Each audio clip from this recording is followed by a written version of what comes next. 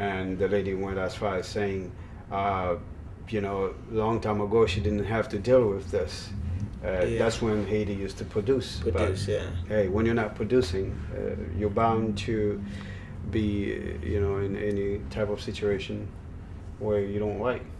And when we went back, and we have to let the people know that about the Mont Cabri, how beautiful it is. Oh, that's when in the way going to Mio Ballet. In Mirabale, and it's beautiful, beautiful sight.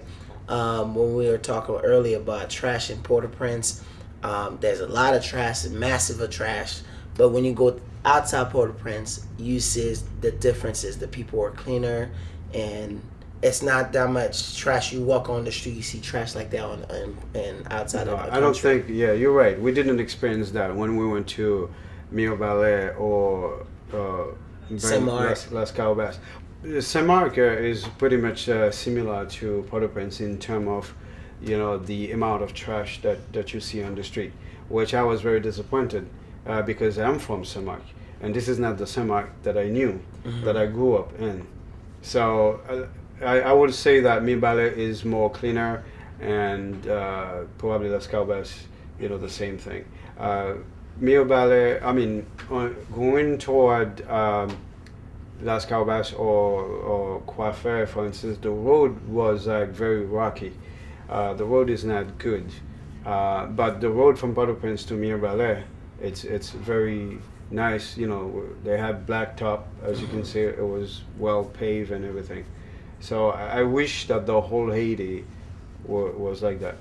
And do you see any hope in Haiti in terms of when you went to Haiti and you saw last time when you went there from Dominican Republic, you saw it was kind of like a little different for you. Do you see any hope, any progress? Well, when comparing Haiti and Dominican Republic, it's day and night.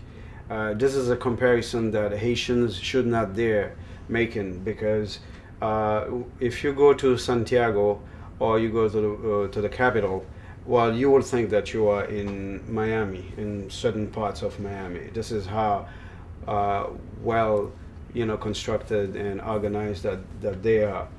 For instance, I remember I went to Dominican Republic in in September, and I had to come back like in December, and they were constructing a tunnel. That's in September. By the time I get back in December, the tunnel was being inaugurated. So this is how fast they're progressing. And so, like I said, don't even compare Dominican Republic and Haiti. And this is very shameful to say, because Haiti at a point in time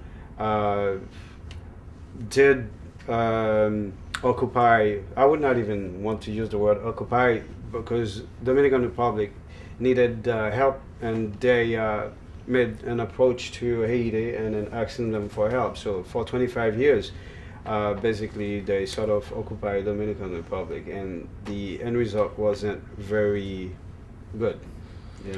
So for a country that you occupy for that period of time, and then now they surpass you. So no, there's when you talk about hope, I meant to answer your question. There's always hope as long as you're living. And when you talk about Haiti, Haiti is just a land. So it's not Haiti that needs the hope, but it's the mentality of Haitian people that needs to be changed. And someday, somehow, that will happen, because it cannot be the same generation that is leading Haiti right now that will continue to lead Haiti to where Haiti is.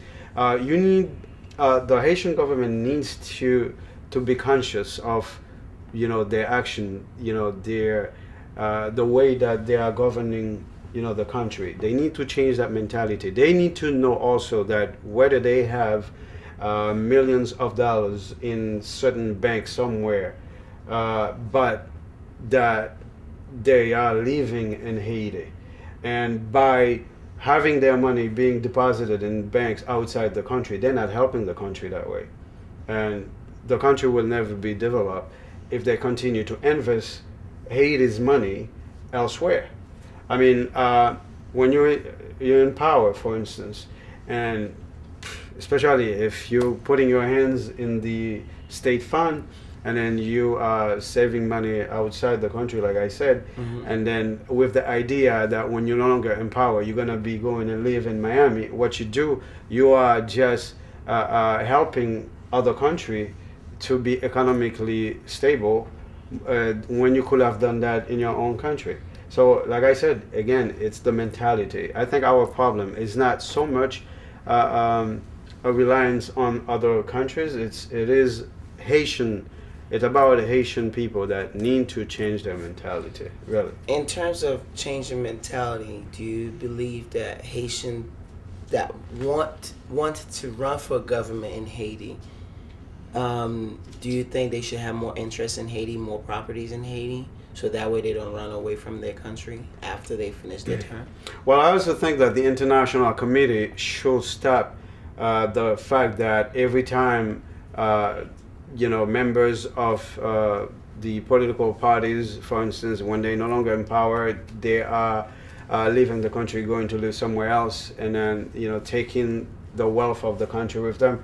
I think they too should also stop that. For instance, stop their passport, freeze the passport. I don't know, even their money at banks and stuff like that. Especially if whatever the next government can show that those people have been doing illegal stuff, and they can present with. That's proof. Exactly Senator Patrick Lee. I think he's the senator in Vermont. To tell you the truth, I don't remember on the top of my head. I think so. Yeah, I've read that article, and in which that he had tried to pressure the administration over here in order to discourage the corruption in Haiti, and in terms of stopping their permit in order to come to leave the country and stuff like that, which I thought was a very good thing. I have another question for you, also for the Facebook tip. Big shout out to Donald. He's here with us, and I want to give him a shout out. And people who's watching on Facebook, feel free. If you have any question, you can go and ask us. Especially Redmark is the person, he can answer your question. What do you want Haitian to do? Because recently we had a show on Hot 97. One Puerto Rican mentioned to Haitian people, he said, the reason why I do not have AIDS because I don't deal with Haitian women. But at the same time, some Haitian get offended. Remember when they say Haitian had AIDS, everybody, yes. You see the massive Haitian went and shake the bridge. Yeah. When they asked me that question, when I saw that on video, I didn't get mad. The reason why I didn't get mad, because when it comes to sensitive problem like this, Haitian always get mad. When somebody say Haitian smell, they get mad. How come they never stand up for their country when they say massive people live under the tent, and they don't go in Washington to rise up their board and say enough is enough? What do you think about that? I think that is a wonderful question, and I, like you, or very much like so many other Haitians, I didn't tolerate the fact that, to me, I don't think that's a joke. Yeah. I frankly say that you don't make any joke that has a relation with a disease to a whole nation. I did write about it on Facebook. I was very disappointed to see some Haitian women, two of them more particularly, that said, oh, it was just a joke, people get over it. No, it's not about getting over it. Why didn't that Puerto Rican dude make his reference to a female Caucasian, American Caucasian, or African American, so to speak? Well, not that it would be right to use any other nation, like I said earlier. However, why choosing the Haitian woman? And then he went on later to apologize on Facebook, because I saw that clip. Yeah. Well, good thing that he apologized. It's not that we cannot forgive him from saying it, but then again, just he was saying like, oh, when I go either DJ, Yeah. I usually That's give an props excuse. to that. I'm like, that has nothing to do with what you said. He sounded like a white man said, "Hey, I only have 3 friends that are black." Yeah, And and if so you can therefore count, I'm not prejudiced. yeah, if like I'm not remember a the racist. joke, the joke that from Kings of Comedy when he said, if you can count how many blacks you know, that's something else. Yeah, well, definitely. To me, it's not a joke. If you are a comedian and you have to actually degrade a nation or someone else in order to have your joke has some substance, well, then you're not a good how you call it? You know, a comedian. Comedian. Yeah, I mean, thank you. sensitive case like that, you shouldn't approach it. But I want you to get to my point. How Haitian. Oh yes, that to answer the other part of that question. Yeah, this is something that I thought as well. The reason why, I mean, I understand why so many people were offended and they quickly went to defend that. That's because they're living here and they know that it affects them, you know, automatically because if they have to interact with other nation.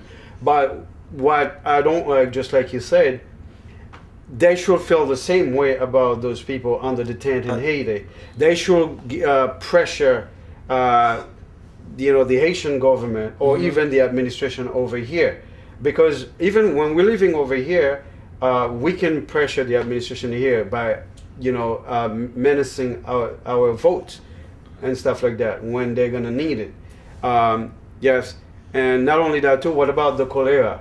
Isn't it as important? Important. Because we all know who is the cause of the cholera in Haiti.